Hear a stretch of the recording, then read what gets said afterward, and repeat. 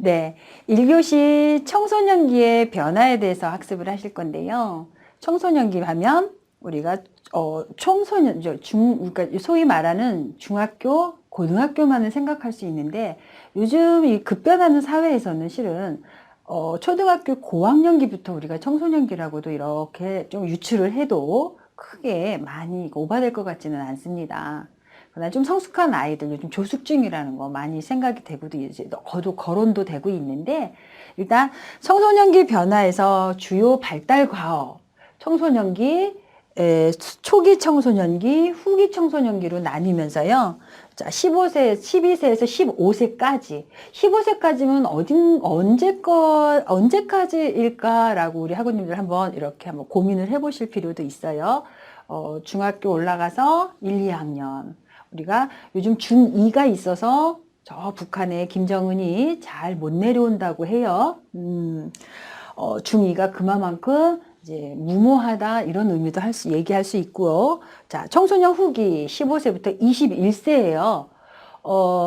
과거라면 한 18세, 19세라고도 얘기를 할 수 있을 것 같은데, 요 21세면 대학교 2학년이에요. 2학년, 3학년, 요즘 학년으로 따진다면, 청소년 후기. 어느 학자들은 25세까지도 정하기도 해요. 그만큼 발달 시기를 조금 더 연장시키고 있다라고도 보실 수 있지요.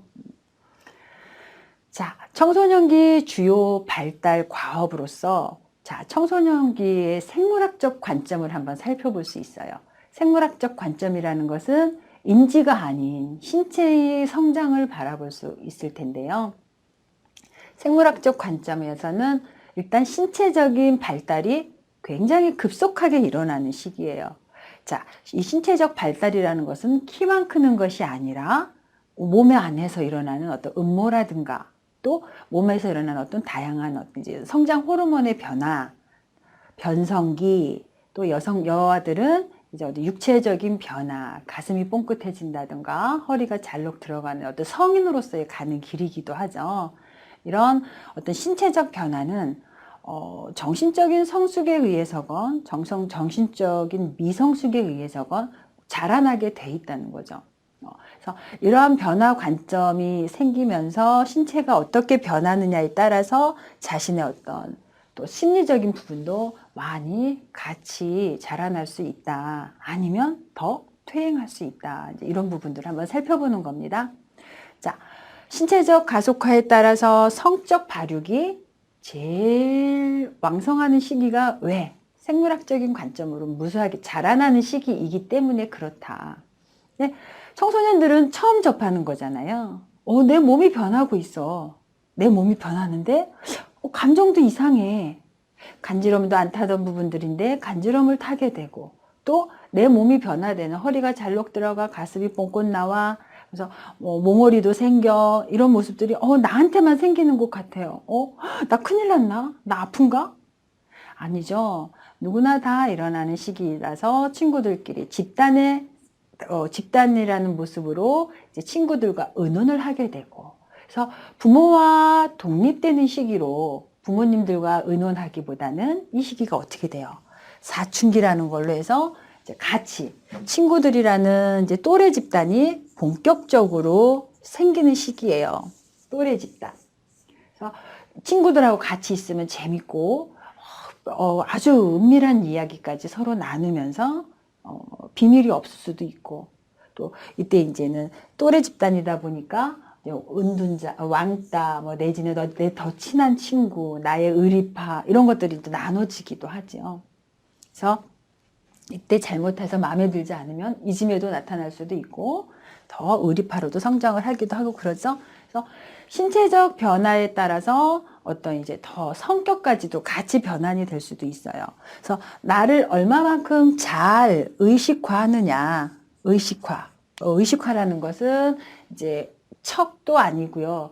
그러니까 내가 나를 정리시키면서 논리적인 체계로 잘 표현하느냐라고도 생각을 할 수 있다는 거죠. 그래서 체계적으로 잘 표현할 수 있다는 거는 결국엔 내가 키가 크고 있느냐, 작고 있느냐, 생물학적인 면하고 많이 결부가 돼요. 그러니까 외모적으로 우리가 이제 원하는 비주얼로 그러니까 손색 없이 키도 커지고 몸도 날씬하게 커지면 자신감도 조금은 같이 클 수 있는데, 의외로 성장하면서 이제 발육 속도가 늦은 친구들이 많이 있잖아요. 이런 친구들은 어떻게 돼요? 의기소침해지고, 그러니까 눈에 보여지는 어떤 인지, 보여지는 이게 시각화, 비주얼에서 벌써 이제 인정이라는 거, 지지도가 나타나게 되고, 이 지지도에서 긍정적이지 못하면 역시 위축이라는 걸 생각할 수밖에 없겠죠. 위축감은 나 혼자 만들어가는 게 아니라 환경에서 같이 만들어지는 거예요. 그래서 내가 조금 지금 부족하지만 바뀌어서 성장한다는 것도 생각을 해볼 수 있는데, 이 시기에는 그게 안 되는 거죠. 네? 내가 평생을 살아온 게 12년인데 30년, 40년 산 사람과는 서로의 비교치, 가늠하는 그 양이 달라진다는 거죠. 그래서 아동 청소년기에는 우리가 말하더라도 많은 칭찬으로, 그리고 야단칠 일이 있거나 벌을 주어야 하는 일은 한 발 물러서서 2번 할 거 참고 4번 할 거 1번으로 줄이고, 이러한 배려가 많이 필요하다는 거죠. 그래야지만 고래를 춤추게 할 수 있다는 거죠. 그러니까 칭찬은 고래도 춤추게 한다라는 이 민감한 반응은 의도적으로 또 빈번한 칭찬으로 해서 아이들에게 식상함을 주어서도 안 된다는 거죠. 밀당이 굉장한 어찌 보면 이제 중요한 어떤 이제 관계성이다라고도 말을 할 수가 있어요. 자, 청소년기 주요 발달 과업에서 프로이드는 이렇게 얘기를 했죠. 자, 마지막 발달 생식기이다. 그러니까 어른으로 가는 신체적인 과도기예요. 근데 신체는 어른인데 아직 마음은 미성숙된 아동기에 머물러 있단 말이죠. 자, 교수님 마음하고 어릴 적 나와, 내 안에 있는 나와 겉으로 보여지는 나가 분명히 니꼴 관계로 가야 되는데, 그 니꼴 관계로 가기까지는 많은 수련이 필요하단 말이죠. 많은 수련이 필요한데, 요 발달 단계에서 마지막 발달 단계인 청소년기 생식기 시기에는 실은 우리가 교육적인 면에서는 보면 이때 이제 어떤 이제 의사시라, 그러니까 똑같이 보고 사회에서 원하는 나,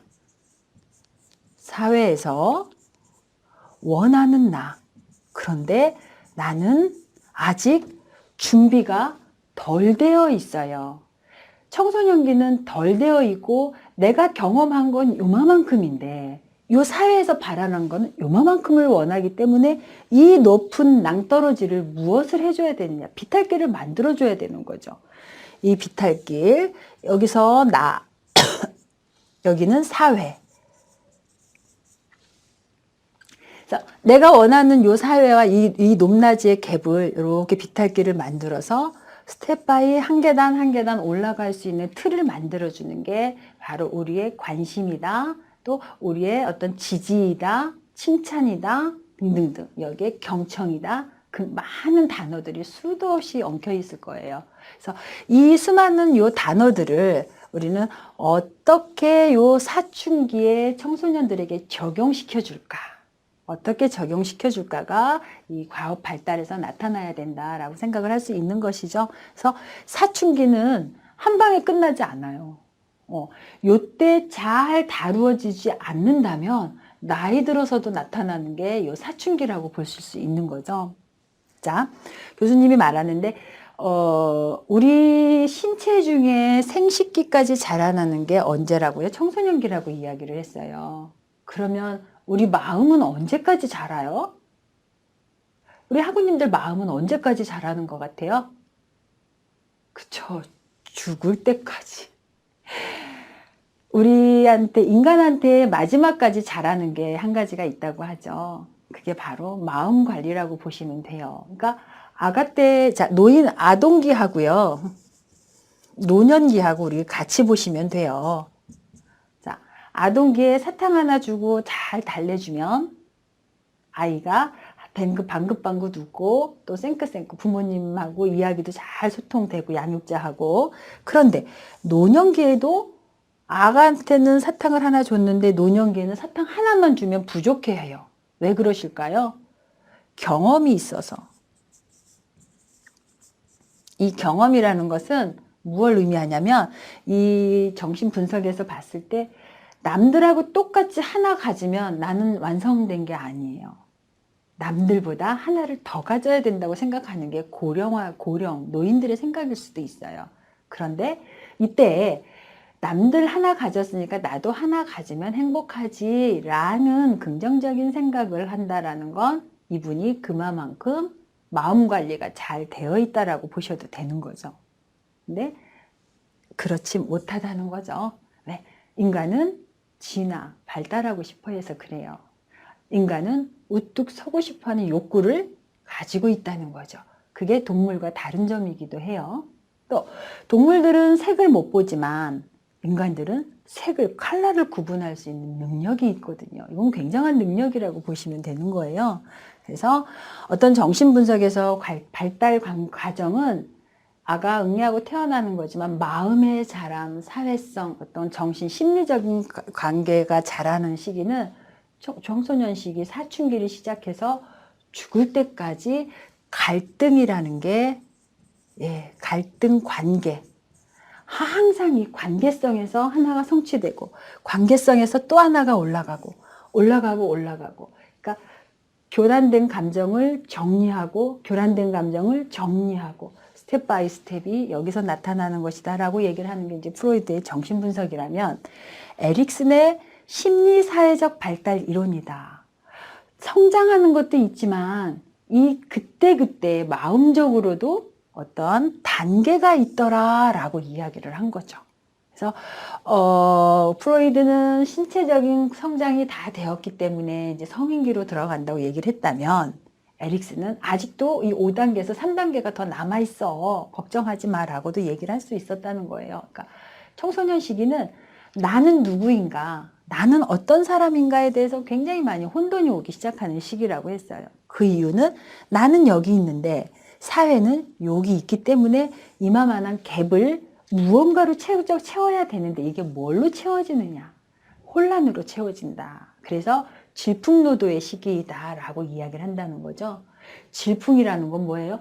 경험해보고 빠졌다 나왔다 늪지대에 들어갔다 나왔다 이걸 반복하면서 결국엔 숑 하고 빠져나오는 단계가 바로 청소년기 발달과업 단계이다라고 이야기를 하는 겁니다. 그래서 이때 무엇이 돼야 되느냐? 하나, 신뢰감, 책임감, 요 성실성만이 나를 잘 이 혼돈 관계에서 끄집어낼 수 있는 하나의 동아줄이 된다라고 이야기를 하는 것이죠. 이 동아줄은 어떤 줄을 잡느냐에 따라서 금동아줄이 될 수도 있고 썩은 동아줄이 될 수도 있다는 거예요. 그래서 내가 사춘기 시절을 격동의 시기를 겪을수록 썩은 동아줄이라고 할 수도 있겠지만, 그러한 경험이 많을수록 점차 마음의 성장은 커진다는 거죠. 마음의 성장이 커진다는 건 내 내실이 충만되고 있다는 거예요. 그때 조력자가 할 일은 무엇이냐? 이 성실감에 잘했다 잘못됐다가 아니라 너무 많은 방대한 늪으로 빠지지 않도록 이렇게 좁혀주는 역할.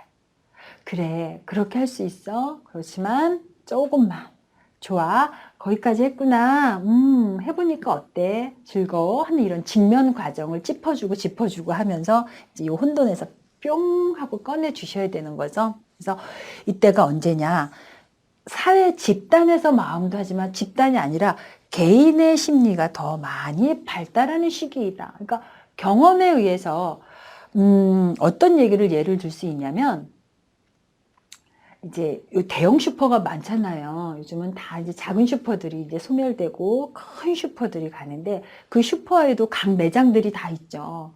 우리 하구님 성격들이 다 다르듯이 그 매장들도 이제 그 중에 이제 성격이 다 다른데, 이제 한 친구가 요 이제 시기에 아르바이트를 한 거예요. 근데 그 야채 파트에서 이제 야채를 이렇게 무거운 거 날라주고 이 카트도 밀고 하는 거였는데, 그 야채를 파는데 이제 수업 시간에 이제 한번 이제 알바 끝내고 이제 아르바이트 하고서 그 이야기를 나누는 중에 자신은 성인이 돼서 이 야채 가게를 통해서 이제 커다란 사업을 하겠다라고 이야기를 한 거예요. 그랬더니 옆에 친구들이 야유를 보낸 거죠. 에이, 야채 가게 한대. 왜? 그 옆에 친구들은 나는 외교관이 될 거야. 나는 뭐 검사가 될 거야 하면서 그냥 커다란 꿈을 꾸고 있는데 이 친구는 너무 일상적인 꿈을 꾸는 거예요.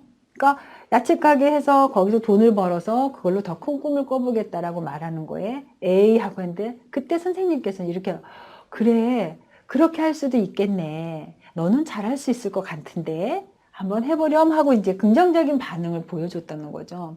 나중에 이 친구가 이제 큰 이제 대기업의 회사에 이제 거물이 되어서 오너가 되어서 이 담임 선생님을 찾아오는 이런 모습도 있고 또 하나 어떤 예를 들 수 있냐 이 발달상에서 이제 중요하게 개인 심리란 말이죠. 그러니까 모 기업이 이제 그 뜨거운 나라 이제 사우디야 이제 이런 아랍 쪽으로 이제 건물을 지으러 간 건데 건물 얼마나 더워요 거기가. 그러니까 그 나라는 너무 더워서 꼭 점심에 오수를 취하죠.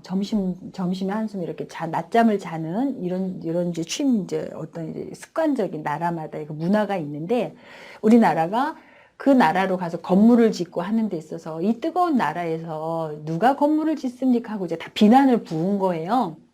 그런데 그때 이 오너는 역발상을 한 거죠.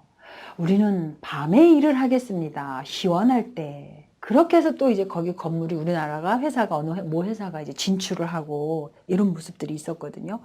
이렇듯 요때 만들어진 어떤 긍정적인 생각은 높은 지식, 공부를 잘하는 것과 아주 못하는 것과의 차이가 상관관계가 아니라 내가 누군가에게 어떤 긍정적인 피드백을 받았느냐에 따라서 역할에 대한 이야기가 나올 수 있는 시기이기도 되는 거죠. 그러니까 잘못 생각하면 학업 수준이 1, 2등을 해야지만 꼭 성공한다. 근데 교수님 나이 때 되어 보니까 그게 그렇게 성적은 행복의 순서가 아니죠. 행복은 성적순이 아니었나? 이렇게 대답이 되는 건가요? 네. 아무튼, 자. 그래서 청소년기의 발달 개념은 어찌 보면 긍정적인 영양분, 긍정적인 피드백, 긍정적인 경청 이렇게 되었는데요. 일단 다양한 여러 가지 사회의 요구와 역할의 변환에 어떻게 적응을 해주느냐, 어떻게 발을 담글 수 있게끔 징검다리 역할을 해주느냐가 하나 이제 발달 개념이 될 것이고요. 중요한 또 발달 과업으로는 뭐예요? 정체감. 나는 아무것도 못하는 사람이야. 내가 할 수 있는 게 뭐가 있어? 그리고 우리 부모님들은 나를 좋아하지 않아. 우리 부모님이 나를 안 좋아하는데 누가 나를 좋아하겠어? 등등등등. 그러니까 수많은 갈등 속에서 무언가를 내 것만의 이 얼음 조각들을 녹여내고 끄집어내면서 나라는 거, 셀프라는 거를 만들어 간단 말이죠. 요 시기가 제일 중요한 발달 과업이다라고 이야기를 할 수 있는 것이죠. 그래서 청소년기에 또 문제는 역시 마찬가지로 Who am I? 난 누구인가? 그래서 Where I'm going? 어디로 가고 있어요? 질풍노도 늪으로 가고 있나요? 아니죠. 어느 단계까지 내가 원하는 어떤 가치, 목표치에 도달하기 위해서 나는 그 무엇인가로라도 그 어떤 방법으로라도 노력을 하고 있다는 거죠. 그 노력은 만들어주지 않았어요. 어떻게 했어요? 개인의 심리로. 이때 누군가의 이야기를 잘 듣는 모범생 아이들은 역시 사회에서 원하는 사람으로 다가가려고 많이 노력을 했을 거예요. 그러나 자, 청소년기가 후기 청소년기는 몇 살까지? 21세. 자, 내가 이때 열심히 부모님이 시키고 선생님이 시키는 대로 열심히 했어요. 근데 이 100명이 다 열심히 했어. 100명이 다 열심히 했으면 21세에 어디에 가 있어야 돼요? 우리가 원하는 건 스카이 대학에 가 있어야 돼요. 그쵸? 아닌가요?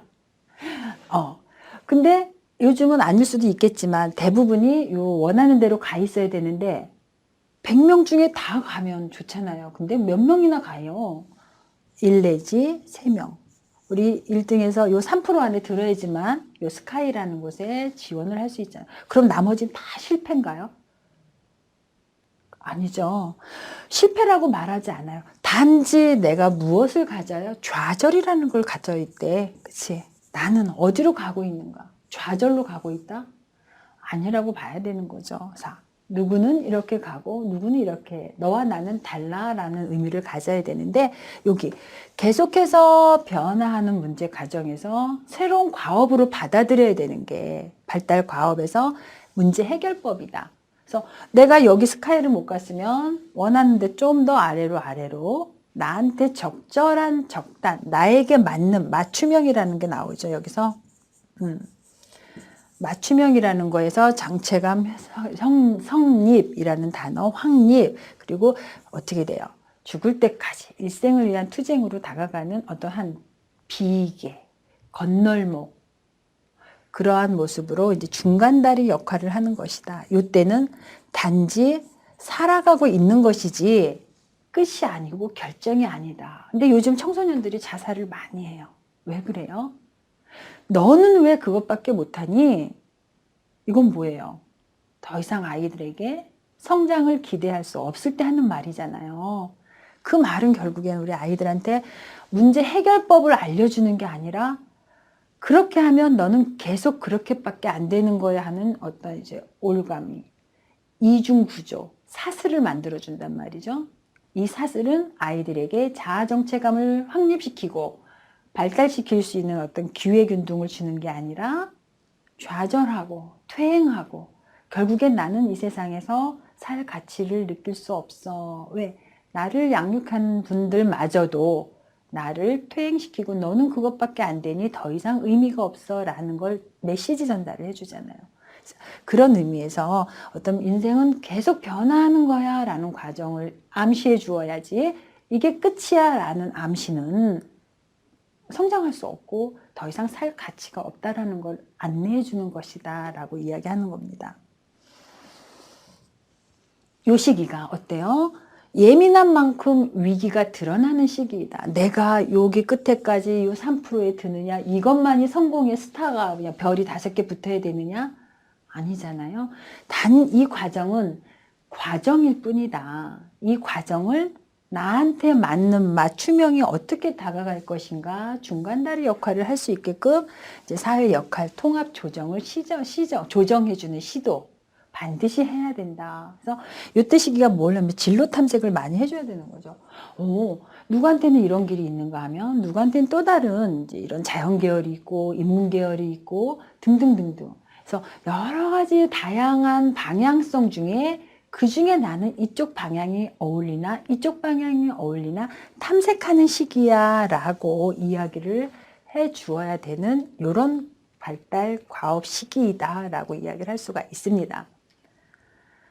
청소년의 가장 중요한 발달 과업으로 정체감 형성의 필수 요소 3가지예요. 나는 누구인가? 공부는 잘할 수도 있고 못할 수도 있는데 이 나이 이 시기에 와보니까 제일 쉬운 게 공부였던 것을 그걸 왜 안 했을까? 못했을까 안 했을까는 분명하게 차이가 있죠. 왜? 안 한 것이라는 거죠. 마음 먹고 하면. 자, 우리 아이들한테 가끔 그런 얘기해요. 저 아이는 마음 먹고 하면 6개월이면 돼. 1년이면 돼. 가끔 우린 그런 신화적인 이야기 듣지 않습니까? 그죠? 그래서 이때 내적 동일감과 일관성, 이게 제일 중요할 거예요. 일관성을 가진 존재로 자신을 지각해야 돼요. 아, 나는 겉모습만 아닌 척은 절대로 가장 큰 위기이고 가장 큰 자신의 위선이라고 볼 수 있다는 거죠. 그래서 내적 동일감과 일관성 가진 존재로 나를 인식한다, 지각한다, 알아간다. 그래서 나는 괜찮은 사람이지만 앞으로도 괜찮을 거고 지금도 괜찮아. 단 부족한 게 무엇일까? 부족한 점을 찾아주면 되는 거죠. 조금 더 보완점을 찾아줄 수 있도록 우리가 노력을 한다면 근데 또 여기서 하나를 더 봐야 되는 게 뭐냐면 생물학적인 관점. 그러니까 다른 아이들은 이제 예를 들면 키가 170cm까지 컸단 말이죠. 근데 우리 아이는 한 160밖에 못 컸어요. 벌써 이 10cm라는 갭이 있어. 그럼 신체적으로 딱 봐도 위압감이 느껴지잖아요. 근데 이런 부분은 다른 내면의 또 다른 무엇으로 채울 수 있도록 인포를 해야 된다는 거죠. 또 다른 면을 뭘 채워요? 음식으로 채울까요? 네. 내가 잘할 수 있는 거. 그럼 내가 요 60에서 요 10cm보다 안 컸을 때 잘할 수 있는 게 뭐가 있을까? 뭐 운동이어도 좋고요. 아니면 뭐 영화평론에서 이제 많은 문화생활을 하면서 내가 다방면한 지식을 키워서 좋고요. 그러니까 이 키 큰 거와 비례할 수 있는 마음의 성장을 키워가면 어느 순간 그래? 너는 그만큼 키가 커? 나는 요만큼 작은데 뭐 그렇지만 뭐 하는 자기만의 갖고 있는 개인적 심리 이런 부분을 반드시 예술성을 가져가 준다면 훨씬 더 마음을 보편적으로 무난하게 흡수할 수 있는 능력을 스펀지처럼 키워가는 거죠. 그래서 우리 청소년기에는 많은 체험이 중요한 거라는 거죠. 체험이라는 건 이제 어떤 이제 다양성, 그리고 이제 지구촌 시민으로서 새로운 각각 나라에 대한 문화가 다르다, 또 우리도 다르다, 사람도 다르다라는 걸 반드시 지각해야 될 필요가 있고요. 타인의 거울에 맞추어. 타인이라는 건 뭐예요? 타인이라는 거. 나를 바라보는 시각. 그러니까 내가 보면서 나 혼자 너무 주관적으로 감정에 빠지지 말라는 거예요. 주관적. 그러니까 예를 들어 이제 엄마들이 그렇게 해요. 우리 아이들한테 돈 많이 벌어야 된다. 뭐를 해서 돈을 벌까요?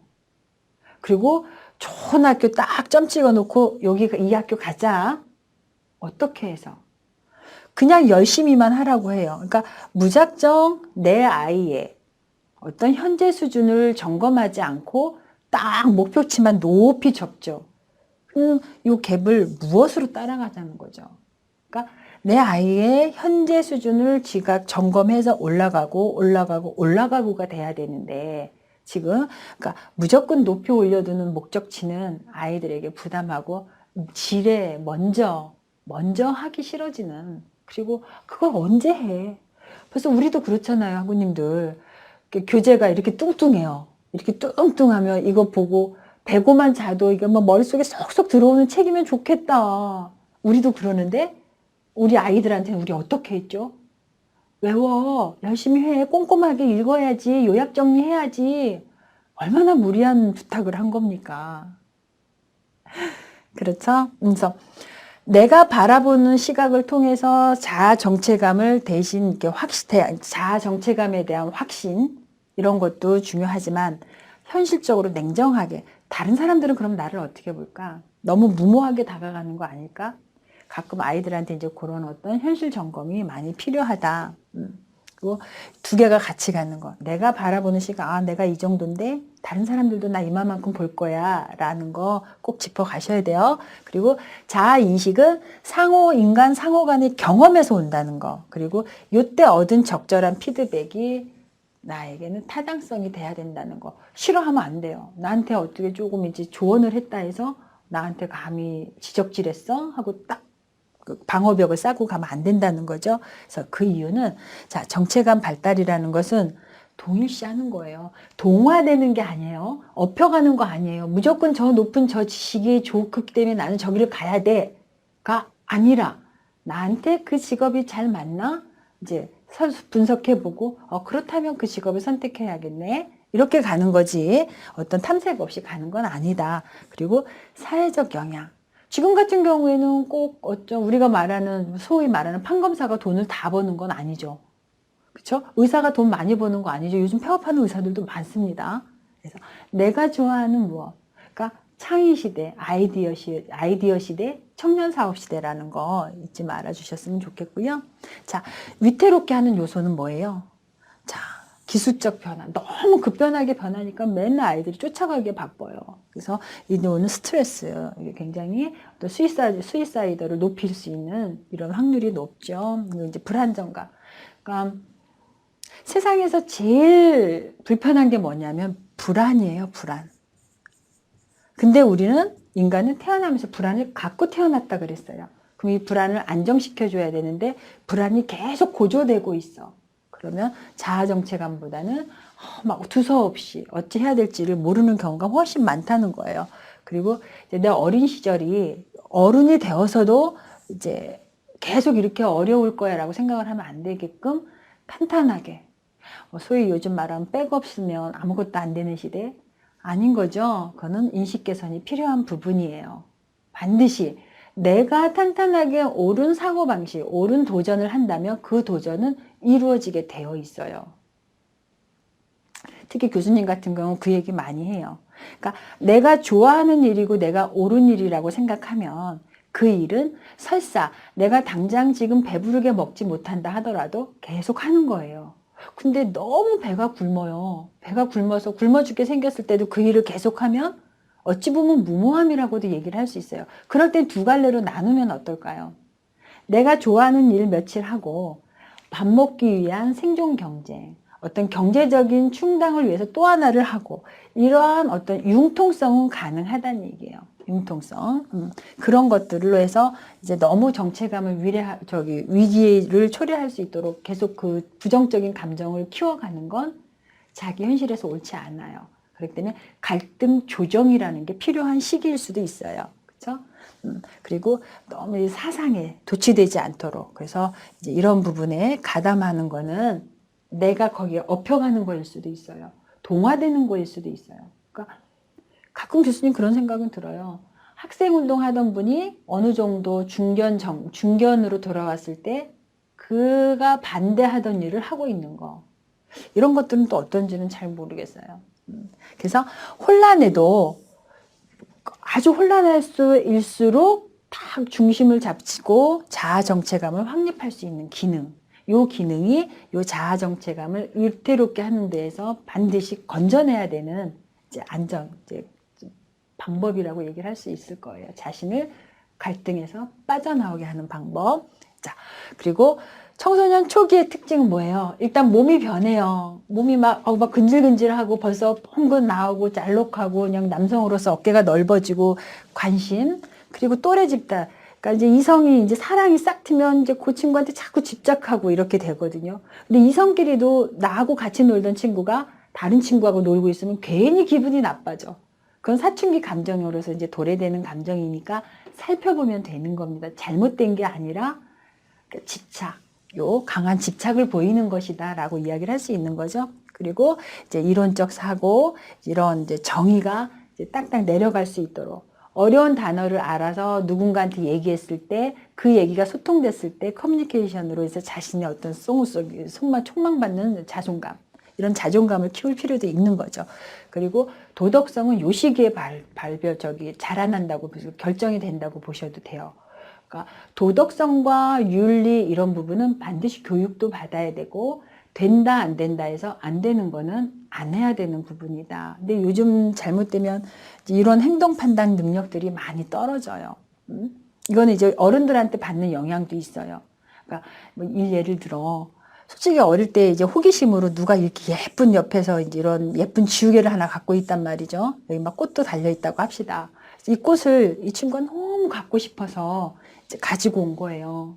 근데 이 친구 가져감을 당한 친구는 이걸 훔쳐갔다고 얘기를 하고 이 가져온 친구는 잠깐 빌려왔다고 얘기를 할 수 있어요. 그럼 이때 본인들끼리 해결하자고 하면 싸움밖에 안 일어나잖아요. 갈등만 일어나니까 자, 미안해. 그래, 다음부터 하지 말자. 이런 어떤 이제 소통의 과정이 필요한데 어느 부모는 있어요. 얘가 가져왔대. 돈으로 계산해 줄게. 요즘에 추세일 수도 있어요. 그러면 이 아이는 이 범죄가 아니라 계속 이거 해도 되는구나. 잘못된 도덕관을 갖는 거고 여기는 억울한 피해의식을 가질 수 있다는 거죠. 이런 잘못된 판단 능력을 갖지 않도록 많이 청소년기에는 그러니까 중재자들이 많이 역할을 해줘야 돼요. 긍정적인 역할을. 그리고 충동성 행동 자제를 못하면 해라가 아니라 조금만 적절하게 위험 순위들을 정해주면서 그리고 약물 사용 이런 것들은 이제 절제할 수 있도록 충분한 어떤 이제 제재를 좀 해주셔야 돼요. 그리고 이제 청소년 초기 주로 호소 내용들이 이제 스타일, 그러니까 아이돌이 그러니까 막 급성하는 이제 성장하는 느낌이기도 할 거예요. 그리고 이제 사춘기가 좀 일찍 오는 친구도 있고 천천히 오는 친구들도 있잖아요. 이때 다 서로 맞지 않는 개인의 심정들, 개인의 심리들 조절해 줄 수 있는 필요가 있고 충동성. 자, 제일 두려운 건 자살 위험이 있을 때는 바로 신고를 할 수 있도록 가야 되고, 자, 요가 갖고 싶은데 내가 그걸 살 수 없는 능력이 없을 때, 하지만 철저하게 뭐냐면 절제할 수 있는 거. 남의 건 남의 거다라는 거. 그리고 이제 무단 회피, 요 타당적, 이제 뭐죠? 결국엔 요즘 친구들이 학교 중단 위기잖아요. 학교 중단 위기는 무엇 때문에 오냐면 요것 때문에 그래요. 아이들이 무슨 사고를 치고 이래서 학교를 중단하게 되는 게 아니라 아침에 잠을 자느라고 못 와요. 출석을 못 해요. 그러면 기본 출석이 모자라서 자동적으로 자퇴를 하는 경우. 이건 벌써 책임감이 결여되어 있다는 거일 수도 있고요. 그만큼 아이들한테 이게 절실하는 거. 내 거는 내 문제는 여기서 끝내야지라는 게 많이 감소되고 없어요.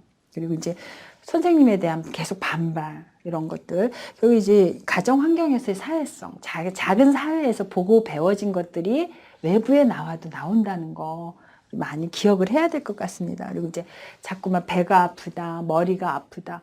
근데 너무 인터넷을 많이 해도 눈 아프고 머리 아파요. 이런 부분도 있지만 심리적인, 신체적인 호소도 많이 있다라는 거 잊지 마시고. 그래서 이 시기에는 이제 DSM-4 진단, 의사들이 많이 내려주는 진단이죠. 의사들만 내리는 진단이에요. 이 진단은. 우리는 뭐예요? 여기에 같이 동조해서 이제 치료 작업이라는 거, 심리적인 어떤 릴렉스 과정을 가는 거죠. 뚜레장애, 눈 깜빡이고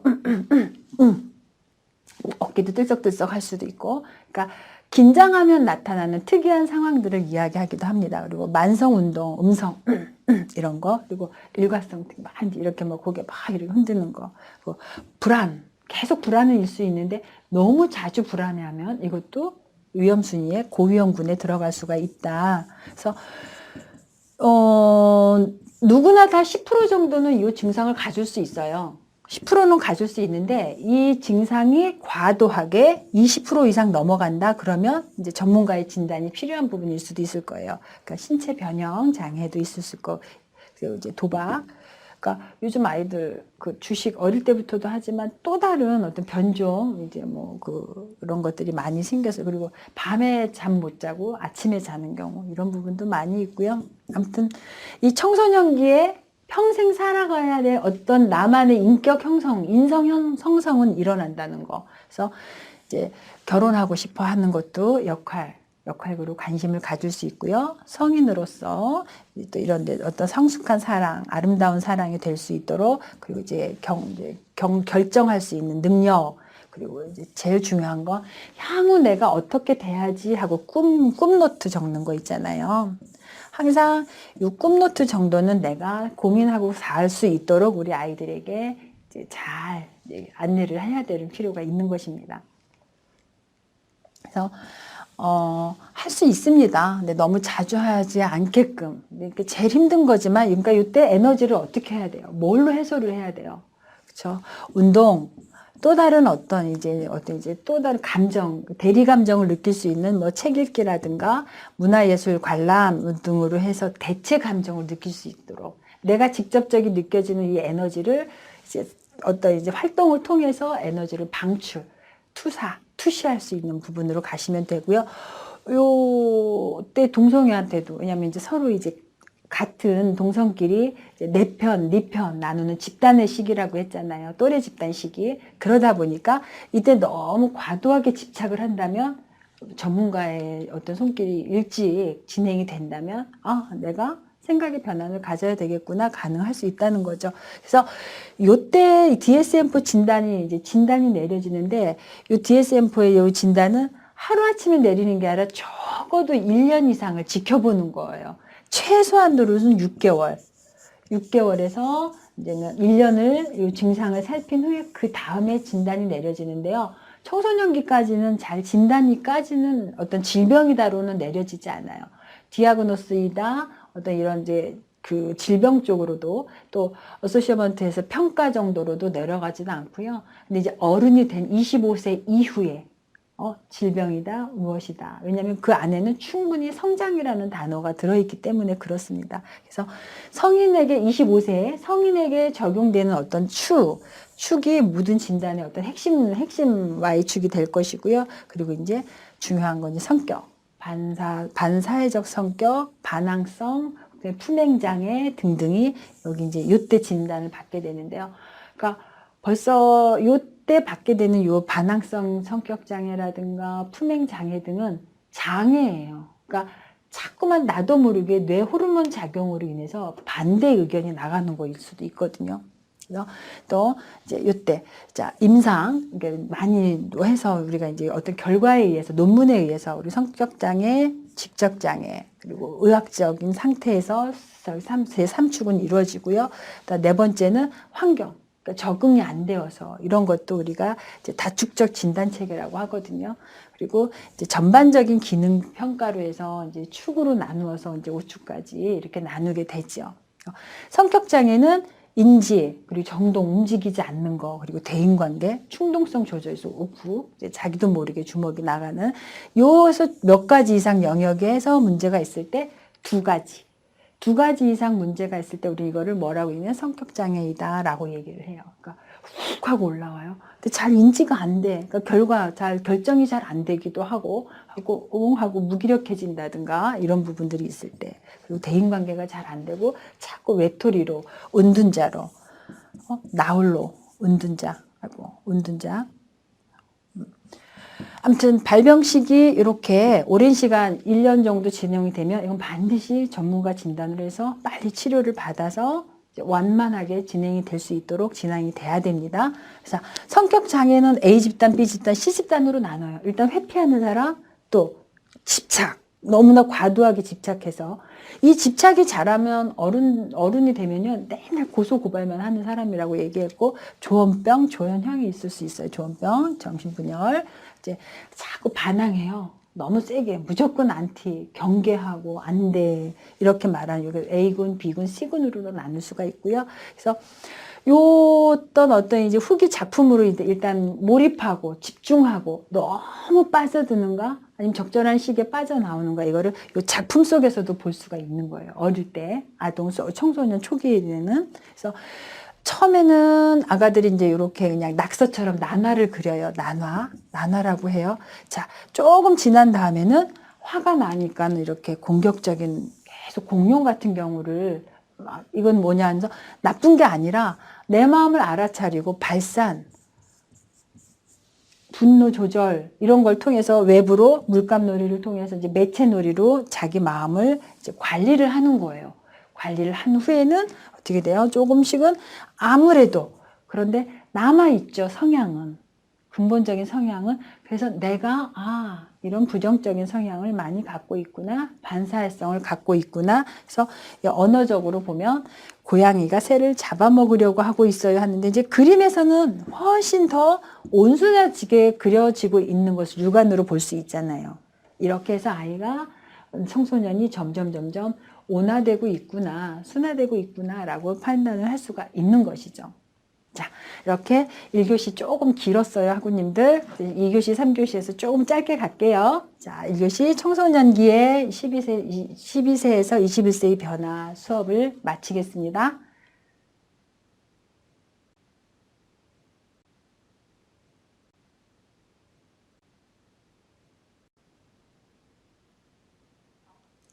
네, 학우님들. 자, 예술적 관점 지나고 그 다음에 어떻게 사실을 인식하는가 아동 청소년기 인지적 관점에 대해서 3교시에서 학습하십니다. 아동 청소년기 인지적 관점 또 자폐장애는 어떤 것인가 한번 살펴보겠습니다. 자, 아동 청소년기 인지 관점이라는 건 정확하게 독립이 되는 거예요. 그죠? 부모님들한테 독립, 나는 나 혼자 할 수 있어 라는 그러니까 아동기 학령기에 막 학교 입학해서 나 뭐든지 내가 할게 해서 점점 감정이 개인적 감정이 자라나서 이제 공동체에서 나 할 수 있어 라는 걸 학습한 후에 체험한 후에 예술적 관점으로 체험한 후에 이제 인지적 관점 나 이제 혼자 할 수 있어 나 이거 잘할 수 있어 코그니티브라는 어떤 이제 나 알아가는 과정이 되는 거죠.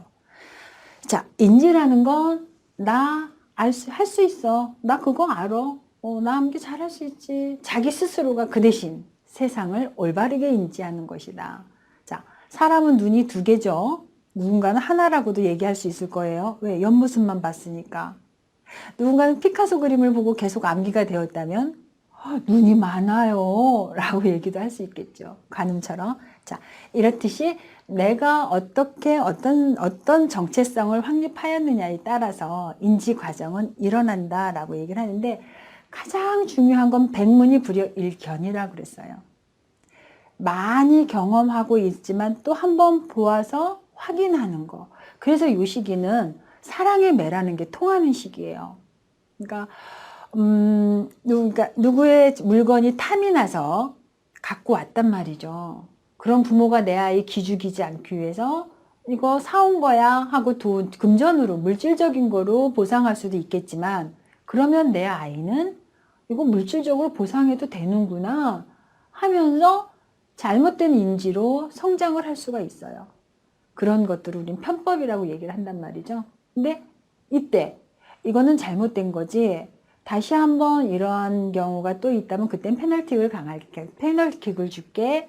한 번 했을 때 뭐뭐뭐뭐 하고 생각의자에 앉아 있는다. 아니면 잠시 뭐 이제 독립해서 이제 벌방에 가서 뭔가 고민을 할 수 있는 이제 그 나름대로 규칙을 정해 주어서 이 부분에 대해서는 벌로서 보상을 하게끔, 이걸 우리가 사랑의 매라고 얘기할 수 있어요. 무조건 사랑의 매가 다 필요 없는 건 아니다. 발달 시기에 따라서 적절하게 주어져야 된다는 거죠. 그러니까 항상 좋은 부모, 항상 상냥한 부모는 문제 있는 거죠. 방임이라고도 얘기할 수 있어요. 자, 무섭게 얘기해서 죄송합니다만, 그렇지만 가장 중요한 어떤 정체성 발달을 하는 데 있어서는 그 발달 시기에 주어져야 되는 것들을 우리가 같이 영양분이라고 생각하고 주어진다면 이런 이론들이 당연히 같이 긍정적으로 가겠죠. 자, 피아제라는 사람은 이 인지 발달 이론이 어떻게 해서 가느냐, 이제 4단계를 만든 거죠. 근데 이 피아제도 많은 사람을 인지하기보다는 자신의 아이가 3명, 4명이 있었거든요. 내가 우리 아이들을 키워보니까, 성장하는 모습을 보니까 이렇더라 라고 하면서 어떤 하나의 이제 이론적인 연구 가치를 딱 정의를 해 놓은 거예요. 그러니까 다양한 학자들의 이론이 있어요. 그래서 응애하고 태어난 출생 후부터 지적, 알고 가는 지적 능력은 계속 발달한다라고 했어요. 당연한 거잖아요. 왜? 눈으로 보니까, 그리고 들으니까, 느끼니까, 이게 하나가 통틀어서 우리는 지식이라는 단어로 간다는 거죠. 그래서 에듀케이션이라는 건 무언가 주입식으로 이루어지는 것도 있지만, 내가 보고 듣고 배워서 느껴가는 것도 하나의 어떤 선생이 되는 거잖아요. 그래서 보고 배운다라는 단어, 여기서 나오는 거겠죠. 그런 문장이. 그래서 아동기에는 정신적인 조장, 이 사이콜로지컬한 부분들이 이제 많이 기능을 해요. 그래서 프로이드는 이런 얘기도 했었어요. 막 태어나서 뭐 예를 들어 이제 뭐 상처받는 아이들, 다 그런 거는 아니지만 그래도 이제 버림을 받았어요. 그래서 이 아이가 입양이 됐는데, 입양된 사실을 아무도 몰라요. 아무도 모르는데 사춘기 때 이 아동은 아주 굉장한 질풍노도의 어떤 방황의 시기를 갖는단 말이죠. 누군가가 말은 안 해줬지만 이 친구는 느낌으로 알고 있는 거예요. 나한테 어떤 커다란 심리적 구멍이 나 있다라는 걸. 그 블랙홀 구멍은 그 누구도 채워줄 수 없이 본인이 방황하고 갈등해서 정리가 돼야 돼요. 아동기 때. 그러니까 0세에서 태어나서 3세까지 어떤 정신적 트라우마를 크게 겪는 친구들은 80%가 정신병리를 앓을 가망성이 많아요. 특히 태어나서 돌 때까지는 더 하겠죠. 이렇게 아무것도 모르는 시기에 어떤 이제 주어지는 가해 행동은 이 아동의 인생에서 큰 어떤 질병적인 걸로 다가갈 수가 있다는 거죠. 그래서 이런 능력들은 계속 발달하는데, 요 정신적 조작이 구체적으로 제한된 측면으로 자라난다는 건 우리는 이때 무조건적인 사랑이라는 거죠. 무조건적으로 그랬구나, 업어주고 힘들었구나, 무조건적인 아동기 때는. 이때 사랑의 매가 아니라 이때 매는 가해 매죠. 그러나 청소년기는 어때요? 조작기 구성이라 그랬어. 그러니까 구체적이고 이런 것들은 어떤 이제 제한적인 거는 이제 자기 나름대로 개인적 마음이 많이 자라는 시기인데 이때는 보여지는 거예요. 남들이 하는 거 봐서도 그걸 내 걸로 가져올 수가 있다는 거죠. 모방이라는 게 이루어지는 시기잖아요. 그래서 이 형식적 조작기에는요, 안 되는 건 안 된다고 명확하게 가져야 돼요. 이 시기에는. 그래서 우리가 이제 그런 구분들이 가져야지만 나름대로 인지 능력이 잘 형성이 되는 거예요. 그러면서 뭐가 생기느냐?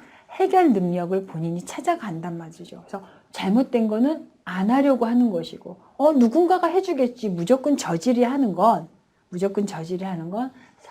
자기 나름대로 어떤 규제와, 그러니까 이 정서적인 이 조작 부분, 형식적 조작 부분에서 이런 규제, 도움이 없었다는 얘기예요. 돌봄이 없었다는 얘기예요. 근데 뇌는 굳어요. 20살이 넘어가면 뇌는 노화가 시작되지 계속 발달되지는 않거든요. 이런 부분이 있어서 청소년 후반기까지는 계속해서 발달하는 시기다라고 기억을 하셔도 돼요. 요즘 좀 바뀌었어요. 우리 학우님들 청소년기를 한 60살까지 가면 좋겠죠. 자, 문제 해결과 결론, 그리고 체계적 통합하는 이 결합적 분석이 언제 생긴다? 청소년기에 생긴다. 그러니까 청소년기에 어떤 교육 과정을 그때 못 가졌다면 성인이 되어서라도 이 기간을 가져주어야 통합이 된다라고 얘기를 할 수가 있어요. 자, 자폐장애라 그랬어요. 자폐가 어떤 거라고요?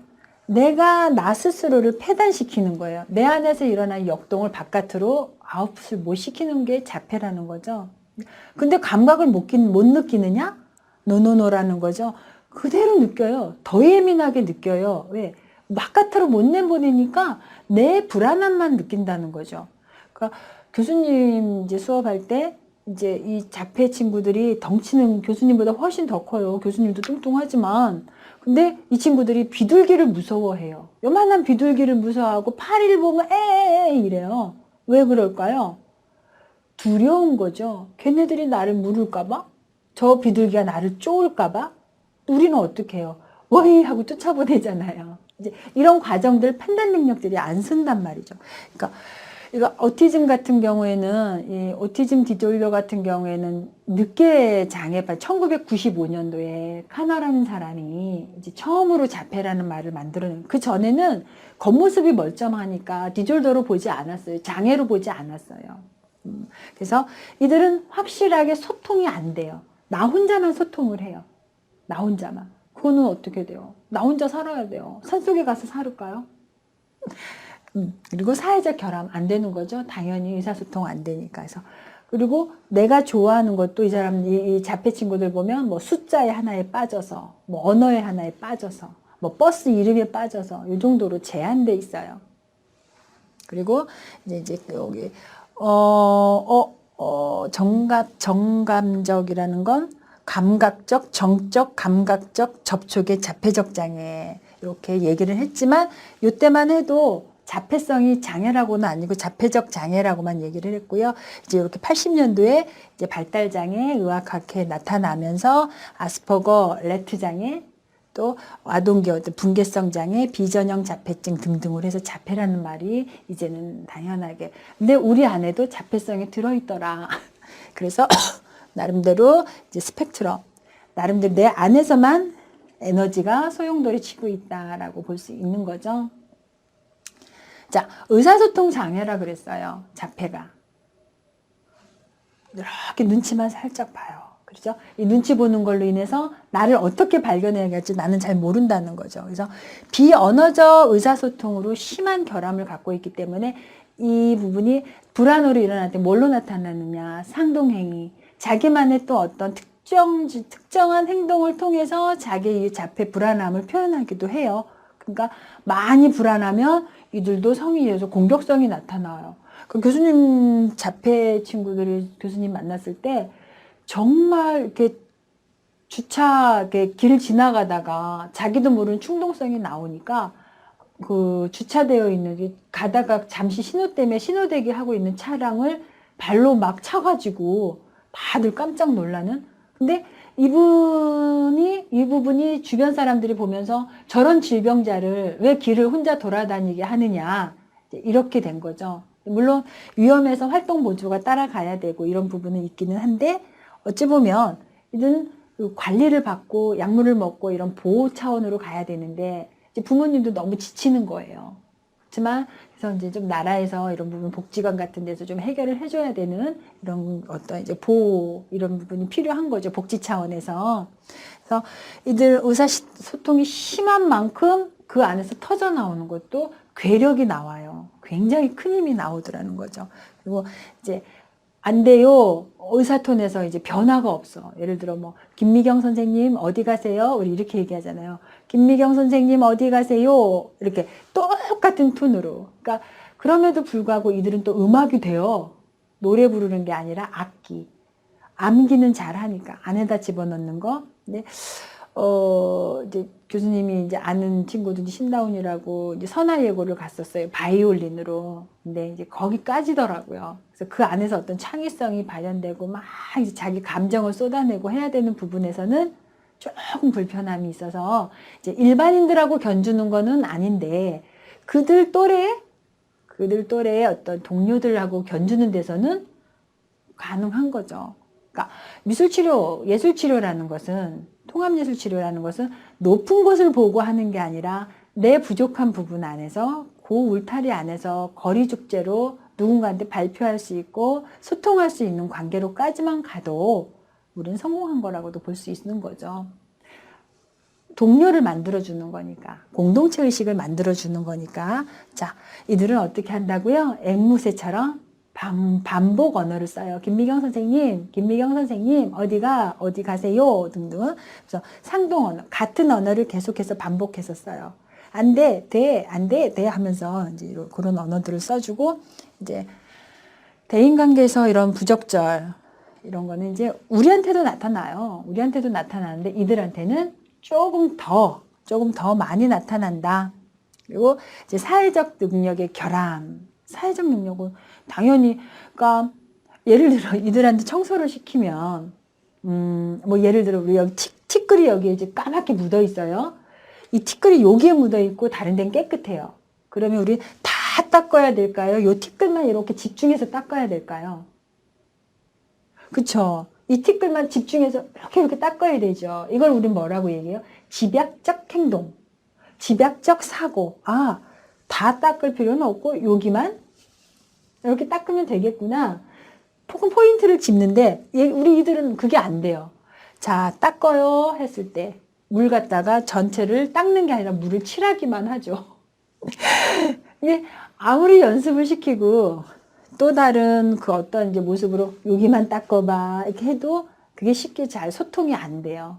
근데 이제 안 되는 건 안 되는 거다라고 치부하기는 좀 그렇고, 그러니까 계속해서 반복해서 시킬 수 있고요. 계속 반복해서 시키다 보면 쓰레기 봉지 갖다 버리기, 음식물 분리하기, 재활용 분류하기, 이런 것들부터 다시 올라올 수도 있어요. 근데 또 이 부모님들은 속상해 하세요. 어떤 능력이 이제 두드러진 증상을 좀 갖는데 가장 일반적인 것부터 하는데 치료사들은 왜?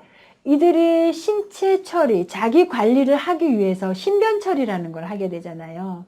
그 관리만 잘하고 살아도 우리는 건강하다고 보는데 부모님들의 견해는 저 높은 곳을 향하여 거예요. 가서 돈도 좀 벌어왔으면 좋겠고 우리 자폐 친구들이 가서 또 결혼도 했으면 좋겠고 근데 그건 우리 아이 다 자폐 아동들의 어떤 성인들의 성인 자폐 등들의 능력에 따라 달라지는 거잖아요. 옛날에 어떤 마라톤이라는 영화에 나왔던 그 초원이 같은 경우에는 정말 부모가 솔선수범해서 완전히 밀착 교육을 시킨 경우인데 한데 그럼에도 불구하고 얼룩말 스커트를 보고 얼룩말이라 그러면서 가서 그 어떤 성추행으로 걸리죠. 막 이제 경찰서도 가고 이제 이러한 소통되지 못한 부분들이 부모들한테 너무 괴리감이 커요. 그때 이제 이런 모습들. 근데 이제 여기에 눈 마주침 이런 것들이 잘 보이지 않기 때문에 그리고 또 하나, 나하고 친숙한 사람이 아니면 가지를 못해요. 그리고 이들은 다니던 길만 다녀요. 왜? 불안이 높아서. 그리고 낯가림이라는 게 없어요. 아무나 보고 이렇게 있어야 돼. 우리는 불편하거나 이 사람이 나를 위험하게 한다 그러면은 안 가잖아요. 근데 그런 의미가 자폐 친구들한테는 그렇게 높지 않다. 그리고 이제 비정상적인 상동적 행위.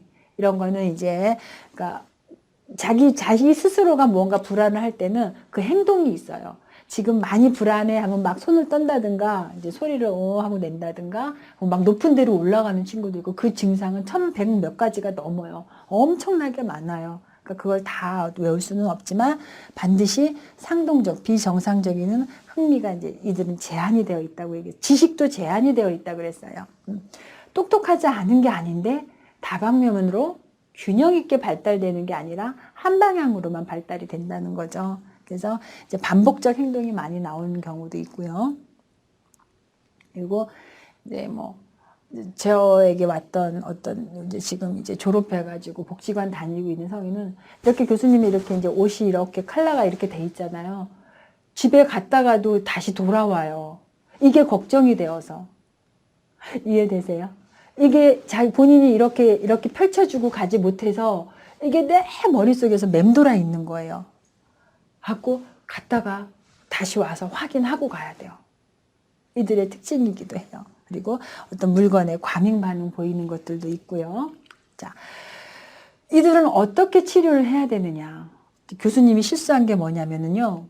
이들한테 이제 숨은 그림 찾기처럼 다양성을 학습한다 해서 맨날 있던 자리에 무엇을 놔두는 게 아니고 이걸 막 감췄어요. 나중에 이 친구가 와서 막 벽에다가 막 박치기를 하고요. 너무 놀랐어요. 그러니까 교수님이 이제 선무당이 사람 잡는 케이스. 그러니까 교수님 식대로 특성을 반영하지 않은 잘못된 방향으로 간 거죠. 자, 이들한테는 항상 있던 곳에 무언가가 있어야 돼요. 그렇지 않으면 벌써 막 마음이 불안해서 어디 갔지 해서 요 생각의 교란이, 호르몬의 교란이 오면서 다른 걸 생각하지 못하게 만들어줘요. 아주 두려운 거고 잘못된 케이스예요. 근데 지적장애라든가 이런 학습장애인 경우에는 새로운 어떤 조건을 제시함으로 해서 신선함으로 학습을 하게 하거든요. 호기심을 일으키는데 이들한테는 호기심이 아니라 불안감을 조성하는 케이스예요. 그래서 항상 일정한 곳에서 일정한 방향성으로 가주는 게, 그러니까 어찌 보면 너무 다양한 거를 가면 이들은 혼돈이 온다라고도 볼 수가 있는 거죠.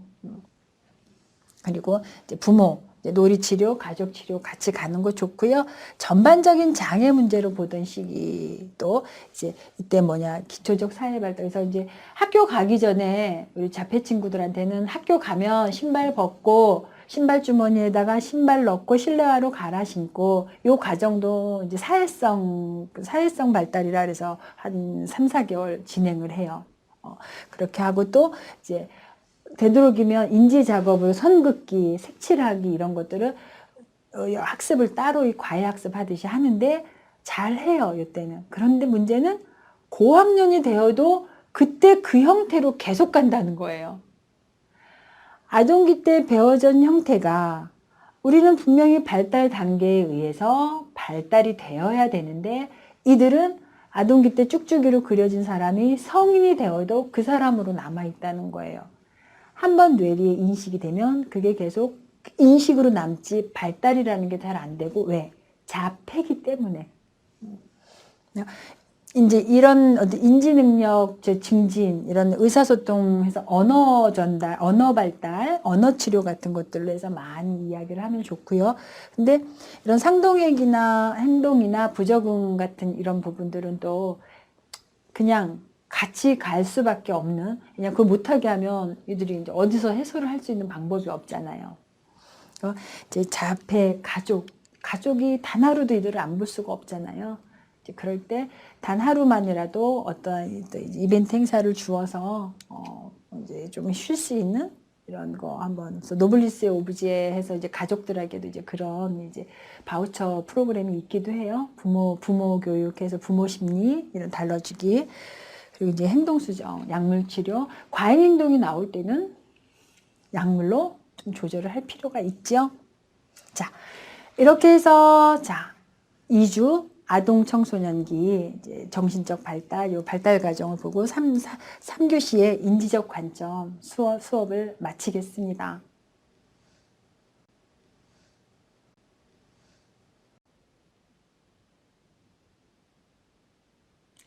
예, 이 교시에서는 아동 청소년기 예술심리적 관점에 대해서 학습을 하십니다.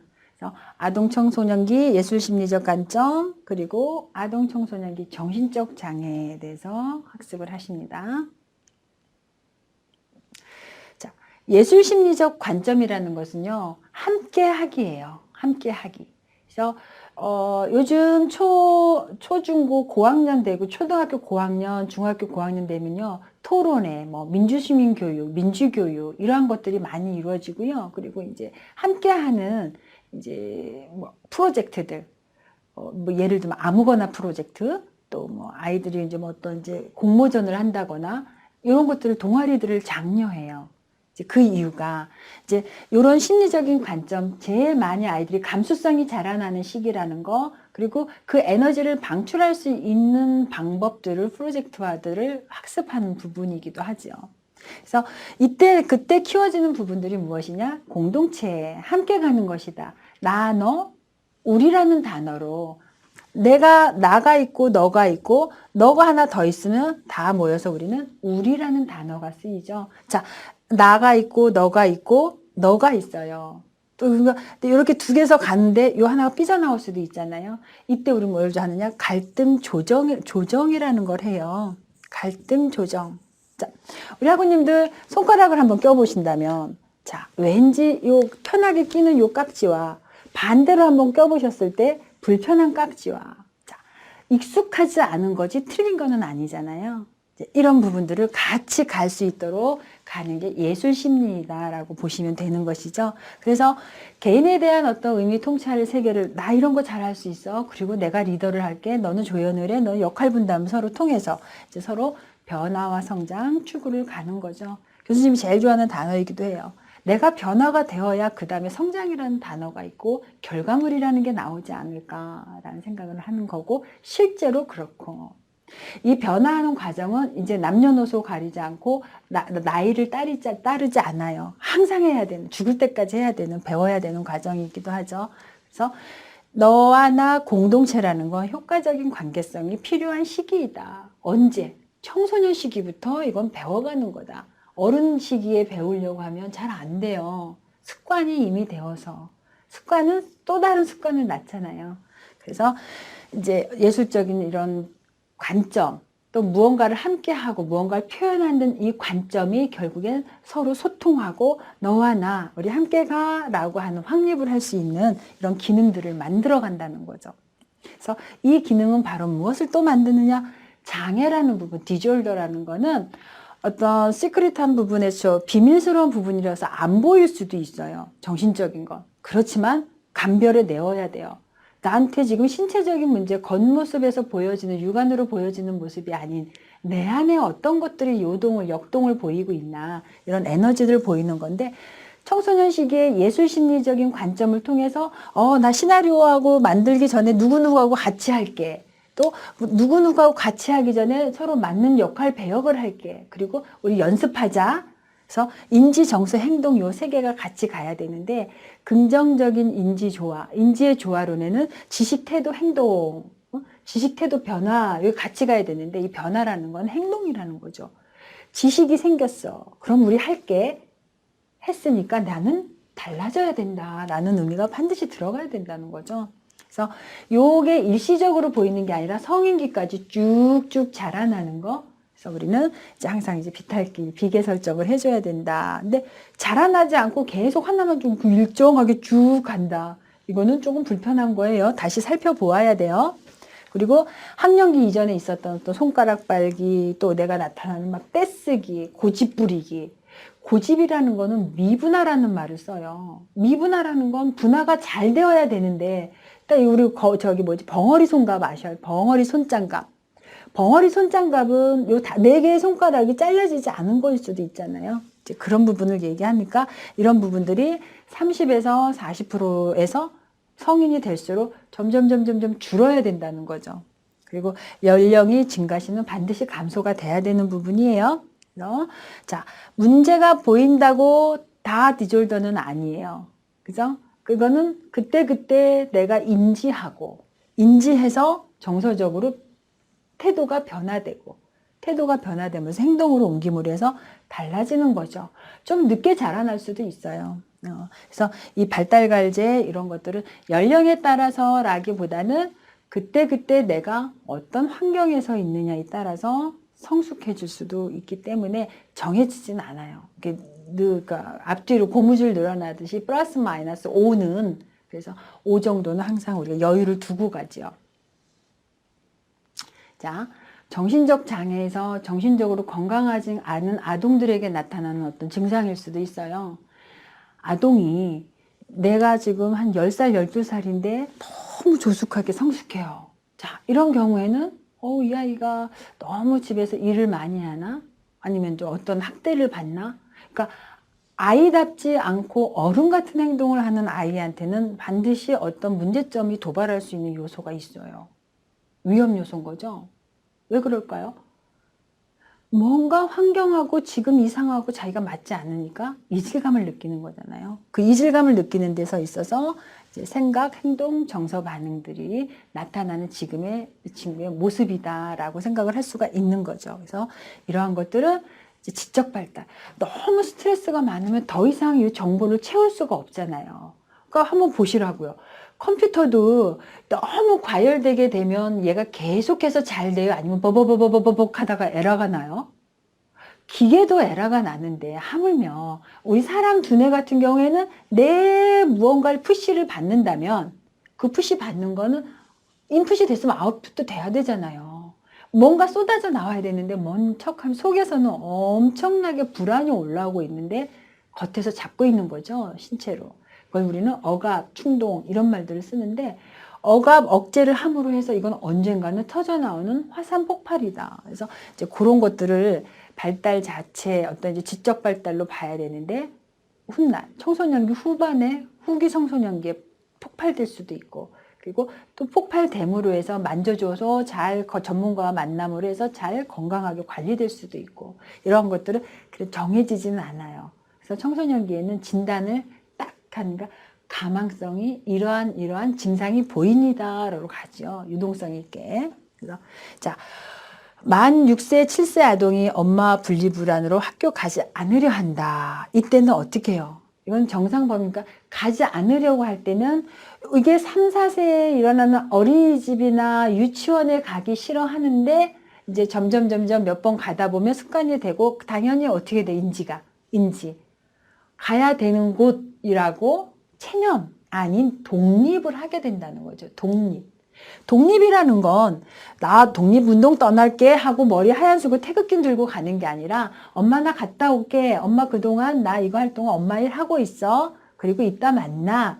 정확하게 분리가 돼야 되는 걸 독립이라고 얘기를 하는데 이게 독립이 안 되어서 계속 불안으로 이게 어른까지도 자라나요. 그러니까 어른이 되어서도 꼭 누군가하고 뭘 같이 해야 되고 조금만 어려운 것 같으면 왠지 불안하니까 안 하려고 하고 이런 회피 불안, 분리 이런 것들은 여기서 다 나타나는데 정상 범위에서 넘어서서는 행동이죠.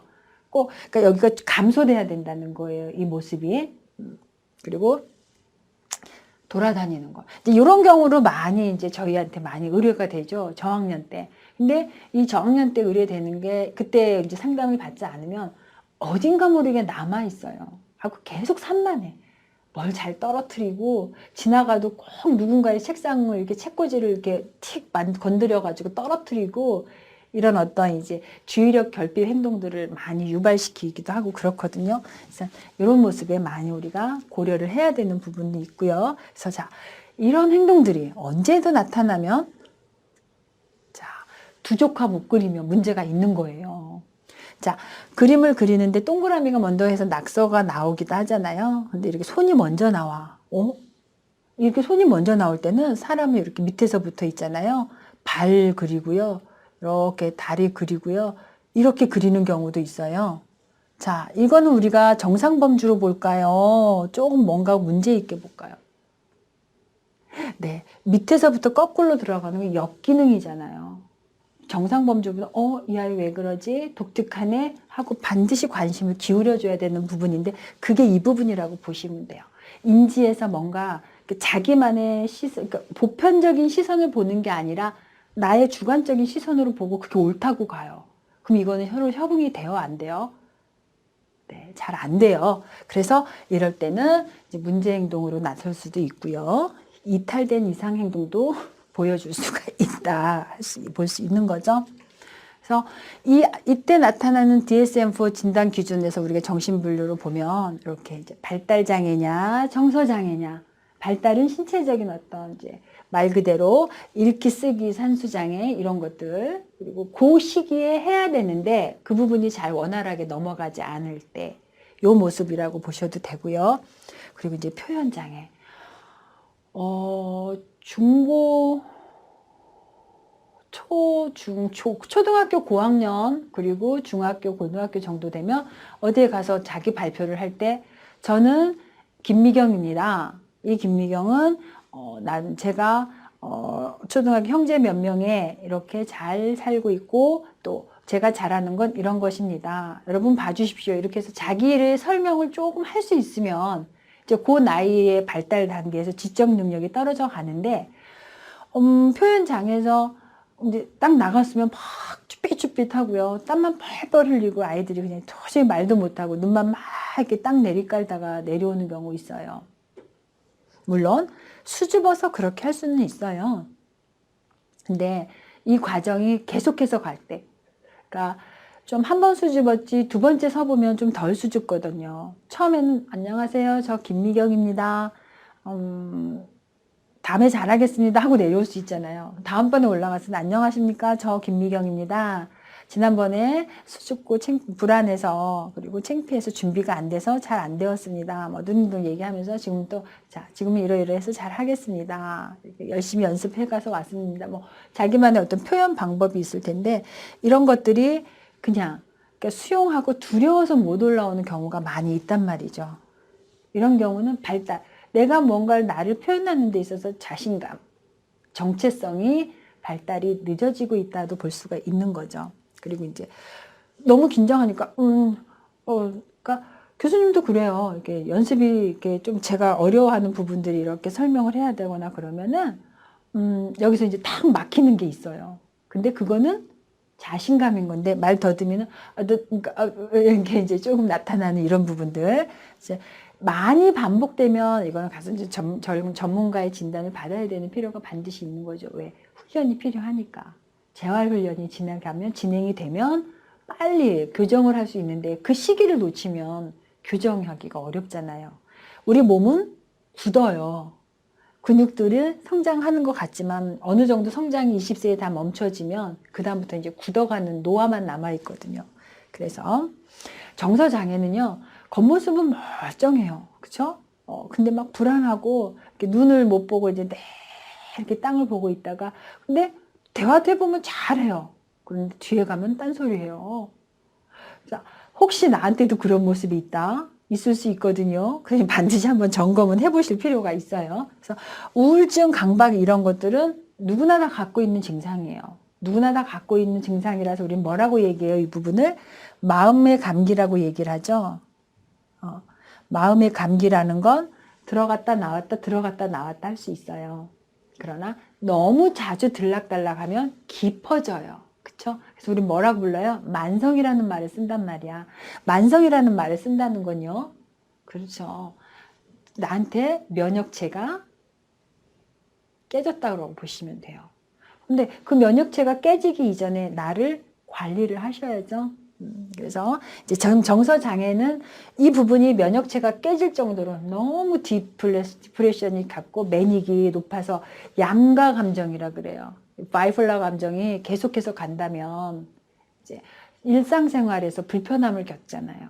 이 불편함을 겪는다는 건 다른 사람들과 소통하는데 많이 힘들어져요. 그런 관계에서 어렵다라고 이야기를 하는 것입니다. 그리고 신체화 장애로는 그냥 이렇게 별로 아픈 데 없는데 그래서 그러니까 항상 두통이 뭔가를 하려고 하면 두통이 오고 학교 가려고 하면 배가 아파서 못 가겠고 이러한 것들. 근데 진짜 본인은 아픈 거예요.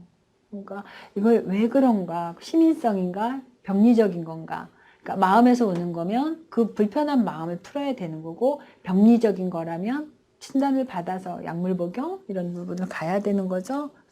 실제로 마비 증상도 보이는 경우도 많이 있고요. 왜 학교에 개별학습반이 있어요. 그 개별학습반에서 어릴 때 이제 자폐 아동들이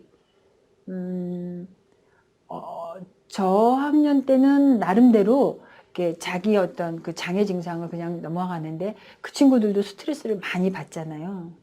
자폐 같은 경우는 특히 이제 내 안에 어떤 이제 표현 감정을 외부로 분출을 못해서 힘든 게 자폐잖아요. 증상 자체가. 근데 이들이 외부에서 내 성인이 되다 보면 불안한 감정이 많이 쏘이잖아요. 나중 되면 경련이 와요.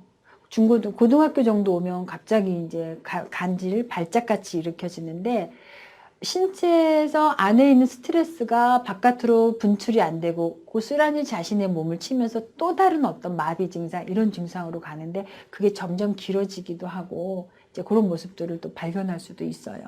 처음에 놀래가지고 막 앰뷸런스 부르고 그러기도 하는데 이제 3분 있으면 풀리더라, 4분 있으면 풀리더라, 이제 반복되면 그렇게 되는 것 같아요.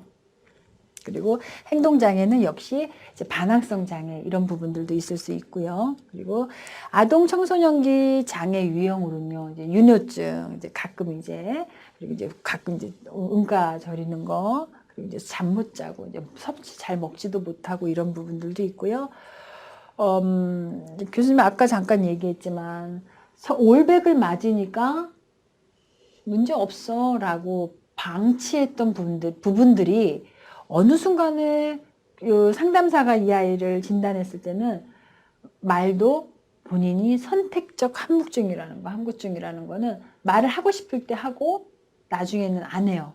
함묵증이라고도 무시하기도 하고 구증, 입 다물기도 하고 말을 안 하는 거죠. 그러니까 이게 점점 용도가 짙어지는 거예요. 횟수가 빈번해지고 그러다 보면 아이들하고는 이제 결별이 되기도 하고 어느 순간에는 그래서 그 친구가 결국에는 조현병의 시초라고 봐야 되는데 부모님들이 인정을 안 하는 것들도 있어요.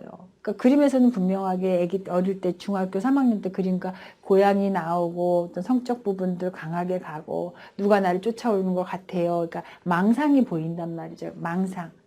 그 망상이 보인다는 건 다른 사람하고 다른 세계잖아요. 이런 것들을 우리가 인정을 해야 되는데 부모님들은 내 아이는 아니겠지. 이게 얼마나 무서운 건지 몰라요. 그래서 실제로 그런 부분들이 많이 있습니다. 그래서 이때 아동청이 내가 어떤 사람인가를 충분하게 혼돈을, 그러니까 오히려 사춘기를 조금 과도하게 반항도 좀 하고 친구들하고도 조금 놀면서 돌아다니기도 하고 그래서 이때 공부를 해야 되는구나 라고 생각을 하면서 가면 이때 필요한 어떤 지식적인 측면도 취득을 하고 이제 그랬을 때 온전한 내가 만들어지는데 그걸 계속 이제 버리고 가면 하나의 열등감은 가슴에 꼭 생긴다는 거죠. 그 열등감은 결국에 뭘로 변해요? 컴플렉스 기능으로 변하죠. 그 컴플렉스 기능은 어떻게 해서 변하느냐? 자, 억압이라는 거. 내 안에 많이 참고 눌러놓는다는 거는 결국에는 내가 받아들이지 못하는 감정이 나오기 때문에 뭔가 바깥으로 아웃풋을 할 수 있는 시기를 줘야 되는데 이 시기가 없을 때 질병으로 변화된다라고 했어요. 그때 가장 많이 리프레션이 되는 게 뭐냐면, 그러니까 받아들일 수 없는 감정, 이거 무의식 속에 너 그런 거 하면 안 돼 하고 눌러주는 거. 그리고 이거를 이제 참아야 돼 하면서 막 몸을 그냥 온전 긴장을 하면서 하죠. 이때 가져갈 수 있는 작업이 이제 신문지 찍기예요. 신문지 찍기라든가 이제 젠가 게임 이거 하나하나 이제 주력하는데 이게 굉장히 긴장감도 주지만 와르르 무너질 때 가슴이 심쿵하면서 그 시원한 어떤 카타르시스라는 게 있어요. 도미노 게임 아시죠, 하구님들? 한번 그 긴장해갖고 한번 쫙 이렇게 한번 S자로 세워보세요. 그리고 걔가 와르르 하고 무너질 때 그 쾌감은 안 해보시면 또 다를 수도 있는데 와르르 무너질 때 차라리 무너지고 나면 다시 세우면 되잖아요. 어설프게 무너져가지고 다시 수정 보완할 때는 또 무너지고 또 무너지는 경우가 많이 있잖아요. 이런 게임에서 그런 것들을 발견해 가는 거예요. 그걸 우리를 예술적인 심리로 바라볼 수 있는 거죠. 게임도 어떤 자기만의 창조성이잖아요. 그래서 이제 이런 게임을 할 수도 있고 있는 대로 신문지를 한데 이때 이 친구가 한 얘기가 있었던 것 같아요. 여기에 사람들이 있는데 그 사람들만 이렇게 찢는 거예요. 그래서 왜 그러니? 그랬더니 이 사람 죽어야 돼. 죽어야 돼. 이 억압은 누가 많이 주겠어요? 이제 엄마에 대한 감정이 이 청소년은 이제 없어졌으면 좋겠다라는 그런 마음으로 많이 표현을 했던 것 같아요. 그래서 나중에 이제 엄마하고도 같이 이 작업을 많이 하고 그랬어요. 그랬더니 결국 이 확산 작업을 해서 요만큼이 지금 그거예요. 그림 도안. 그리고 나머지는 이 아동이 다 확산시켜서 그린 거예요. 이렇게 무언가 사물을 정확히 볼 수 있다면 내 마음도 언젠가는 돌릴 수 있는 시기가 있다는 거죠. 자, 이렇게 예술 심리를 통해서 아동의 어떤 이제 장애 부분이라든가 이런 부분을 충분히 커버해 나갈 수 있는 거 있습니다. 그래서 자, 이것이 아동 청소년 예술 심리적 관점 여기서 마치겠습니다.